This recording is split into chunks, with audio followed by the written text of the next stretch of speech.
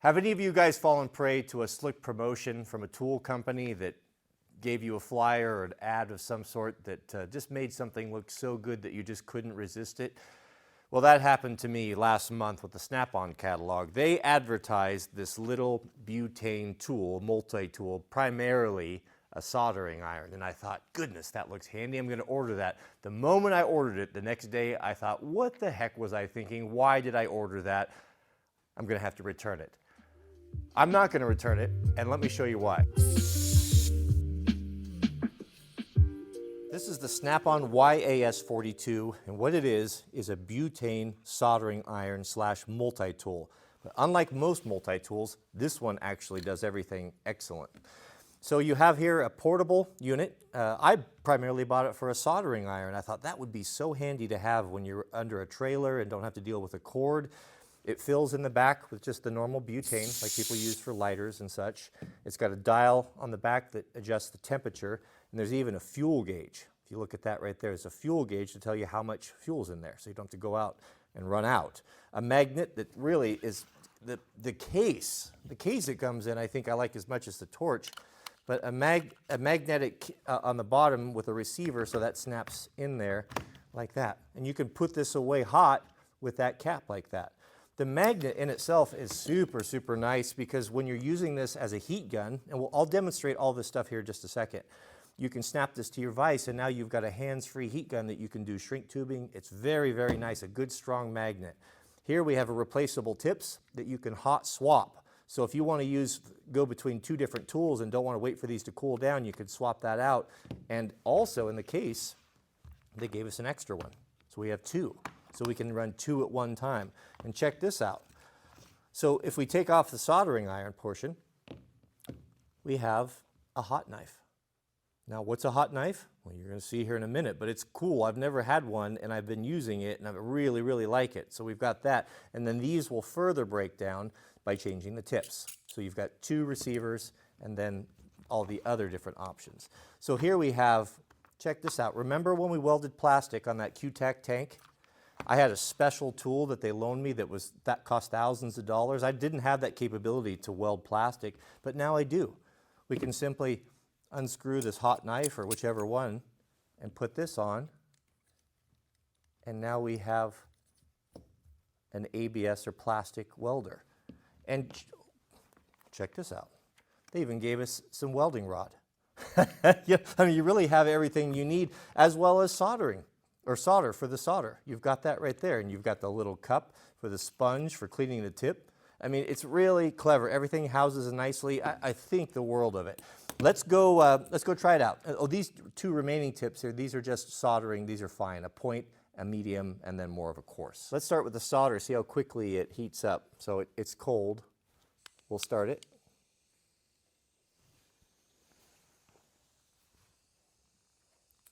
This is why I love SnapOn. Look, even the solder container has a little hole in the top so you can pull it out.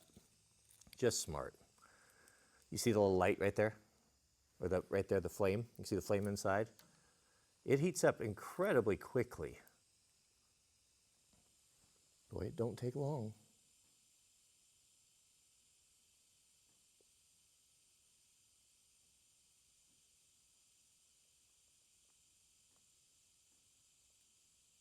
What a great soldering iron.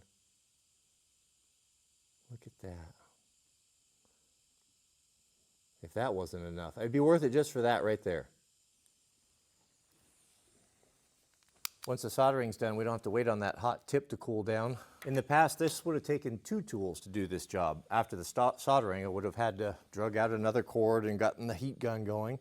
But now, we can do it here. So we'll just try it. And this little heat gun is excellent. It's good for removing decals and just having the magnet and having it hands-free and to be able to do shrink tubing like this it's wonderful. Not too hot, rarely burns it, but definitely you don't have to wait around even on the big stuff, like even the aught cable, no problem.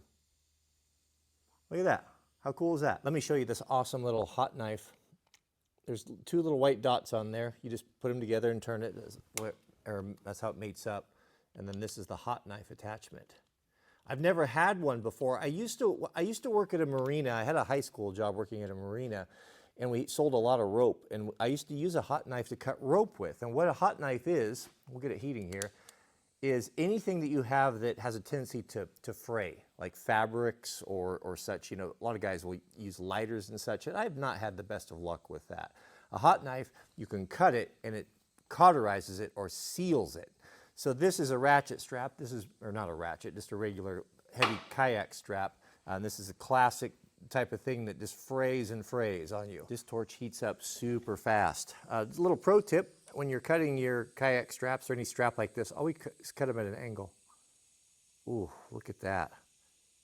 That gives me the fizz. Oh, nice. Why do you cut them at an angle? Oops. Turn that off before we burn something. It makes it easier to thread. So when you're going back through your clamp, right? This style of clamp, then your point goes through, right? Point goes through first. It just makes it easier. This here is the welding tip.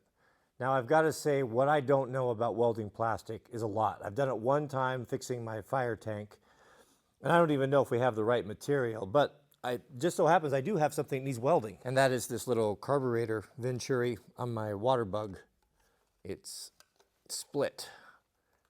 I don't even know if we have the right plastic, but they are the same color, and for a professional homeowner, that's enough to get started on. This is the piece in question, the little venturi and this flange. It's not a structural thing, but it does bother me, and it does kind of prevents dust and dirt from getting in past the screen. So I think we should start by degreasing it. If I remember last time, that was really important. So we'll use a little bit of isopropyl alcohol here. I'll put that down, I don't want to get burnt. And clean this up. I can't do it from the inside as much as I'd like to because it won't fit. It's a tight tolerance there. So we'll just have to see if we can't run a little beetle on there. Isopropyl alcohol is a handy thing to have in your shop because it cleans very well and it evaporates immediately. It doesn't leave any residue behind. That's what they put in the little eyeglass cleaning sprayers that you get from Costco and such, is isopropyl alcohol. It takes two hands to weld the plastic because you have to feed the rod and hold the torch in one hand. So I'm just going to put a little drop of super glue on here, see if we can't just get it to hold it, tack it in place until we can get, just to hold it there until we can get a bead on it, hopefully. So how I think it's supposed to work is that you feed the rod down through here. Yeah, it's already hot right there. And similar to, I guess, TIG welding, the tool, don't have very high expectations here. We're gonna do our best. The tool melts and then you drag I don't remember, do you drag or do you push? Oh goodness, I should have probably watched my own video here. Let's just try it. Well, let's see what happens here. It's definitely hot. It's melting. I don't know.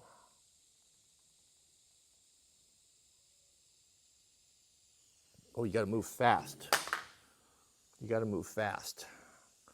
Oh, it's just way too hot. That's what I had. The problem I should have turned it down.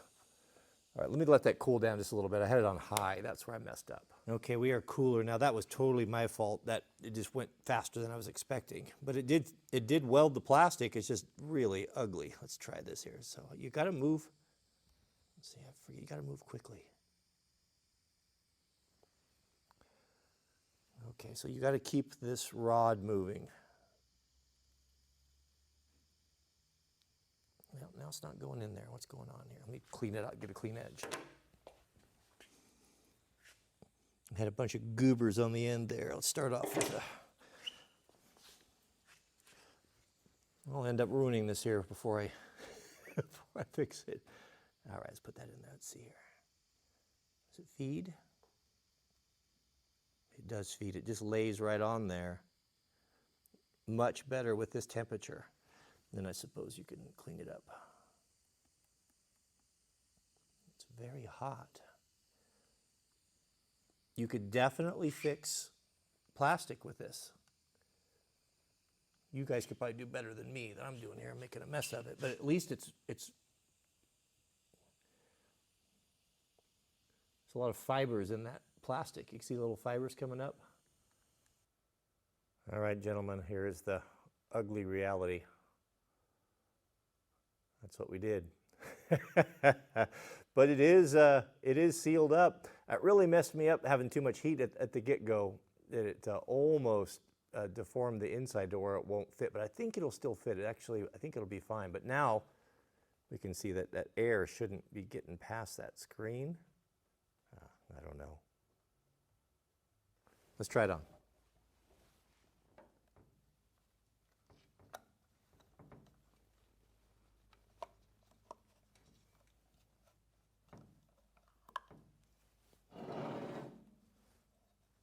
That's better. Well, gentlemen, there you have it. The proof is in the eating of the pudding.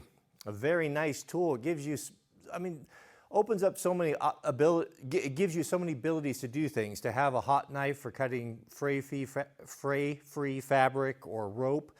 You've got the plastic welder, which I think would work just fine. Take a little bit of practice like anything, but I think with some practice you could do a very good job with that. You've got the, of course, the great soldering iron and the heat gun, all in one, cordless. You can grab and go work outside or in the field. It's a great tool. This is not an endorsed or paid for video. I paid for this with my own money. I bought this at SnapOn.com, I think it was right around $200 or so. And after buying it, I was like really thinking, oh man, I don't know about this. I thought it was kind of niche and something I wouldn't use, but I wouldn't. From my cold, dead hands, now it's a very useful tool. So thanks for watching. Hope you enjoyed the video. If you don't mind, take a moment to click the thumbs up, subscribe if you aren't already. We appreciate it. And thanks for watching. May God bless all of you and your families. Please keep us in your prayers, and we'll see you all on the next video.